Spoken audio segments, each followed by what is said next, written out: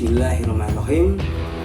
Innalhamdulillah nahmaduhu wa nasta'inuhu wa nastaghfiruh wa na'udzu billahi min syururi anfusina wa min sayyiati a'malina may yahdihillahu fala mudilla lahu wa may yudlil fala hadiya lahu.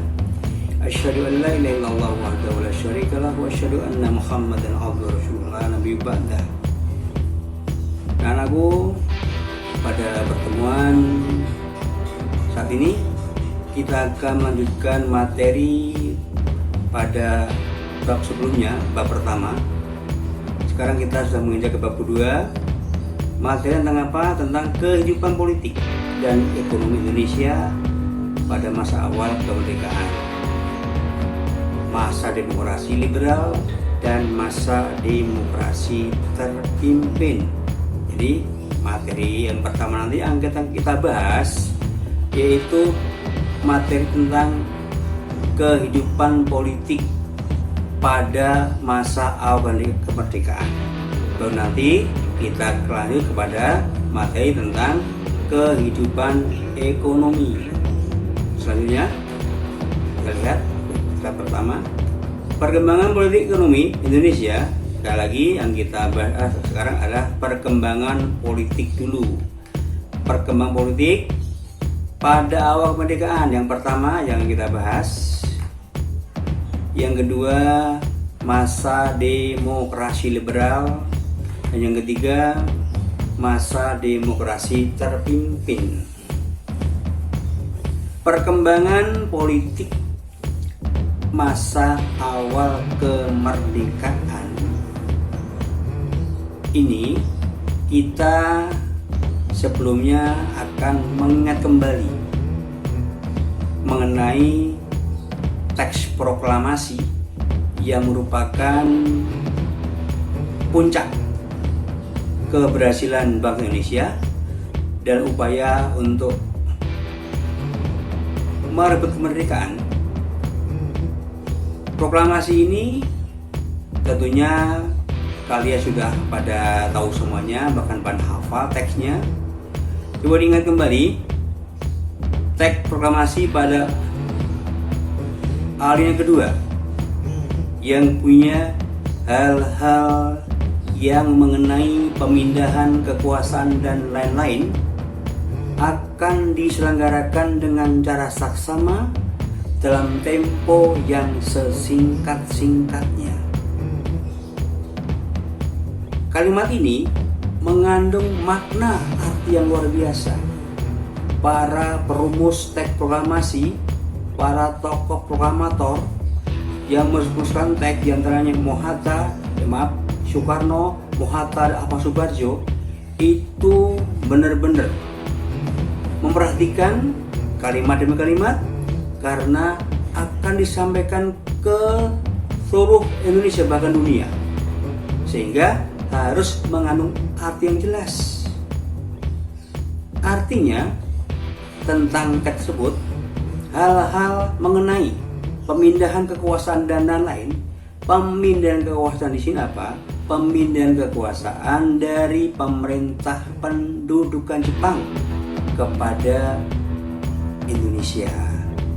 Kita tahu saat proklamasi dibacakan kita masih di bawah pendudukan pemerintah pendudukan Jepang, karena Jepang tinggal menunggu kedatangan sekutu untuk menerima penyerahan Jepang. Maka teks itu dibunyikan, maksud pemindahan kekuasaan itu pemindahan kekuasaan dari Jepang kepada Indonesia. Nah, kata dan lain-lain itu maksudnya berkaitan dengan persyaratan suatu negara merdeka. Kita tahu bahwa pada saat kita berani menyelenggarakan proklamasi, kita bangsa Indonesia itu belum memiliki persyaratan sebagai negara. Di antaranya kita belum punya undang-undang dasar, kita belum punya lembaga negara yaitu presiden, para menteri, DPR, dan sebagainya. Maka itu kata dan lain-lain berkaitan dengan lembaga, tentang pembentukan lembaga negara sebagai syarat suatu negara merdeka akan dilaksanakan dengan cara seksama dalam tempo yang sesingkat-singkatnya. Artinya dalam teks itu kita sepakat, kita sudah berjanji bahwa untuk memenuhi syarat sebagai negara merdeka, karena kita berani mengumandangkan kemerdekaan, maka waktu yang cepat harus segera dilaksanakan untuk memenuhi persyaratan badan-badan kelengkapan negara. Ya, jadi itulah maksudnya akan diselenggarakan dengan cara saksama dalam tempo yang sesingkat-singkatnya. Jadi tempo bangsa kita udah berjanji akan melaksanakan dengan cara tempo sesingkat-singkatnya. Jadi untuk memenuhi persyaratan itu akan dilaksanakan dengan cara waktu yang singkat. Untuk itu berkaitan dengan ini maka PPKI, ya, PPKI sebagai satu-satunya lembaga pengganti pemerintah, ya, sebagai satu-satunya lembaga pengganti pemerintah segera melaksanakan sidang PPKI pertama dalam upaya untuk membentuk badan kelengkapan negara. Itu sudah kita masuk slide berikutnya mengenai pembentukan badan kelengkapan negara. Kali ini PPKI sebagai satu-satunya lembaga pengganti pemerintah, karena kita belum punya pemerintahan. PPKI bersidang. Dalam sidangnya PPKI yang pertama yang berupaya untuk membentuk badan-badan kelengkapan negara, yaitu PPKI melaksanakan sidang tanggal 18 Agustus 1945. Untuk pertama kalinya PPKI itu melaksanakan sidang sejak dibentuk pada 7 Agustus 1945 baru dapat melaksanakan sidang. Dalam sidang pertama itu PPKI menghasilkan kesepakatan pertama menetapkan dan mengesahkan Undang-Undang Dasar tahun 1945, menetapkan. Jadi waktu yang singkat PPKI sidang pertama bisa menetapkan, mengesahkan Undang-Undang Dasar 45 yang sebelumnya sudah dirancang oleh suatu badan yang namanya BPUPKI. Apa? BPUPKI atau istilah Jepangnya Dokutsu Junbi Kosakai. Badan inilah yang berhasil merancang Undang-Undang Dasar 45 yang kemudian ditetapkan oleh PPKI dalam sidangnya. Hanya sebelum PPKI mengesahkan Undang-Undang 45 hasil rancangan PPKI melakukan beberapa perubahan berdasarkan usul anggota PPKI yang sedang sebelum Undang-Undang Dasar disahkan menjadi Undang-Undang Dasar 1945, maka PPKI bersidang, maka PPKI mengadakan perubahan. Perubahannya pertama, dalam pasal 6 Undang-Undang Dasar 45 bunyinya Presiden ialah orang Indonesia asli yang beragama Islam, berubah menjadi Presiden ialah orang Indonesia asli. Ini yang pertama. Perubahan yang kedua, dalam pasal 29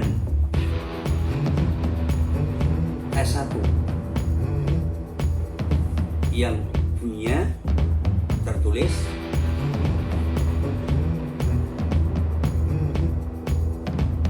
setiap warga negara berhak bertakwa kepada ketuhanan dengan menjalankan syariat Islam bagi pemeluknya. Nah, dirubah kalimat menjalankan syariat Islam bagi pemeluknya dirubah menjadi ketuhanan yang Maha Esa. Jadi berbunyi, setiap warga negara bertakwa kepada ketuhanan yang Maha Esa. Itu perubahan yang kedua, pasal 29. Kemudian ada lagi perubahan yang ada pada pembukaan atau preambul, yaitu alinea keempat, yang punya sebelumnya negara berdasar atas ketuhanan dengan kewajiban menjalankan syariat Islam bagi pemeluknya dirubah menjadi negara berdasar atas ketuhanan yang Maha Esa. Jadi ada 3 perubahan itu, pasal 6, pasal 29 pada batang tubuh UUD 45 dan pembukaannya alinea keempat baru ditetapkan menjadi Undang-Undang Dasar 1945. Yang berikutnya memilih dan mengangkat Soekarno sebagai presiden dan Muhatta sebagai wakil presiden, yang mana ditetapkan secara aklamasi oleh anggota PPKI yang bidang. Yang berikutnya, yang ketiga, akan membentuk komite nasional. Akan membentuk komite nasional. Nah, komite nanti menggantikan apa? Menggantikan fungsi legislatif, fungsi MPR DPR, karena untuk memilih anggota MPR DPR harus pemilu, sementara kita belum bisa melaksanakan pemilu. Maka untuk sementara sebagai ganti MPR DPR nanti dibentuk Komite Nasional Indonesia. Jadi tugasnya apa? Tugasnya membantu tugas-tugas presiden. Nanti untuk lanjutan bagaimana mengenai Komite Nasional kita akan bahas pada slide berikutnya. Lalu di sini kita perhatikan PPKI sidang kedua pada tanggal 19 Agustus 1945 menghasilkan membentuk 12 kementerian dan 4 negara, dan yang kedua membagi wilayah dalam 8 provinsi. Jadi 2 sidang PPK itu menghasilkan pembentukan Badan Kelengkapan Negara sebagai syarat sebagai negara merdeka. Ya, kita lanjutkan berikutnya tentang ini mengenai kabinet hasil sidang PPKI.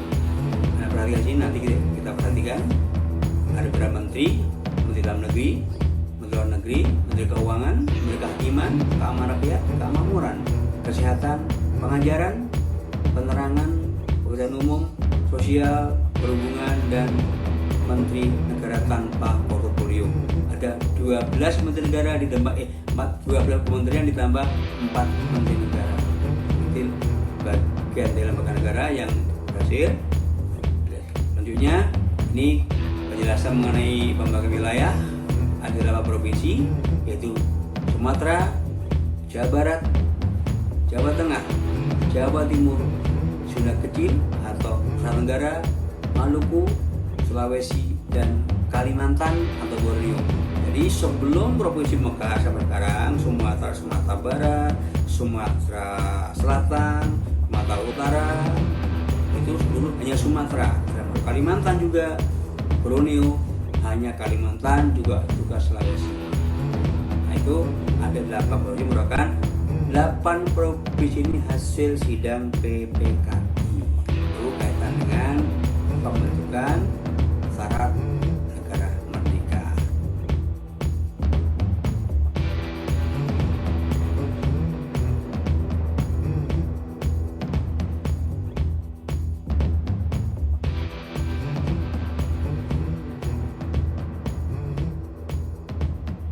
Selanjutnya perhatikan, pada awal kemerdekaan pemerintah melaksanakan sistem pemerintahan yang disebut dengan sistem presidensil.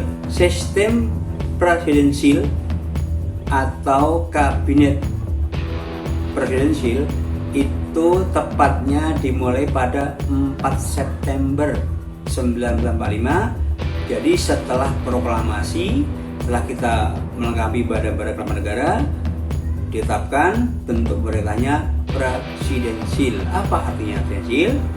Suatu pemerintahan yang menetapkan presiden sebagai kepala negara dan kepala pemerintahan yang tugasnya dibantu oleh para menteri dan menteri-menteri bertanggung jawab kepada presiden. Itu presidensil. Dalam pemerintahan ini berlangsung mulai 4 September 45. Ini RI dan wakilnya Muhammad Hatta, hasil sidang PKI yang dipilih secara aklamasi. Tadi kita lanjut tadi berkaitan dengan KNIP, yang mana PPKI tadi dikatakan akan segera membentuk komite nasional. Nah, nanti pembentukan komite nasional yang berfungsi menjadi lembaga legislatif itu dikeluarkan melalui maklumat wakil presiden nomor X tanggal 16 Oktober 45, yang kemudian nanti juga segera juga dibentuk partai politik. Partai politik itu melalui maklumat 3 November 45, dan dalam perkembangan nanti kabinet presidensil akan berubah menjadi kabinet parlementer. Namun itu nanti akan kita bahas pada mari berikutnya. Sebelumnya kita masih bisa mengenai presidensi ini. Ini maklumatnya, perhatikan. Maklumat menetapkan KNIP memiliki kewenangan eksekutif dan legislatif serta memiliki hak menyusun GBHN. Sedangkan maklumat politik 3 November 45 isinya tentang ini. Pemerintah RI mengendaki munculnya partai-partai politik untuk menjadi media dan menyalurkan dana, merepresentasikan seluruh aliran dan paham. Yang kedua, pemerintah RI menetapkan bahwa pembentukan partai-partai politik telah tersusun sebelum pemilu 1946. Jadi ternyata pemilu rencananya itu akan berlangsung pada tahun 1946. Tapi karena kondisi politik pada kemerdekaan pada tahun-tahun itu, bangsa kita Indonesia kedatangan kembali bangsa asing yaitu Belanda yang membonceng sekutu untuk berkuasa kembali ke Indonesia, sehingga menghambat upaya bangsa kita untuk menata kehidupan politik pada saat itu. Berdasar demikian yang bisa saya sampaikan tentang materi kondisi politik pada awal kemerdekaan yang baru saja kita bahas mengenai presidensil.